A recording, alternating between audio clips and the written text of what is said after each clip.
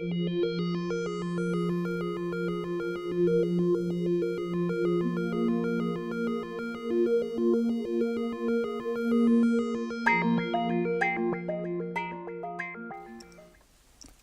is one of my favorites, and I learned this just the other day, and I can't believe how quick and easy this is.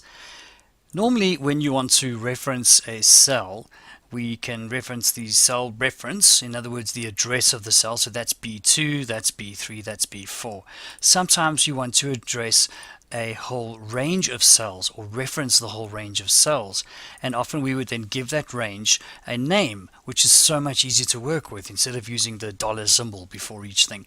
So we would normally select the range that we want to name, and then here in the cell address in the name box we would then type in the actual name of the range that we want to give it. So I would type in term 1, press enter, and you can see now this has a range name of term 1. So if I was working out the average, okay, AVER, there we go, average of term 1, there's term 1 over there. So that's the longer way to do it. Now I'm going to show you a much easier, or maybe not easier but quicker way to do it. It's pretty much the same thing. So I'm going to go back to where we were. So now you can see there is no range name.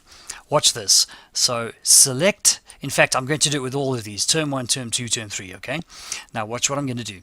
I select term 1, term 2, term 3 and the data. Okay, Control Shift F3, Control Shift F3, and it says create names from selection and a question mark. So I say yes. I'm going to choose top row, the top row. So term 1, term 2, term 3. Watch what happens. Done. So watch this. Select that. It's term 1. It's taken the name from the top row. Term 2, term 3. That is the easiest thing and quickest way of doing this. Control Shift F3.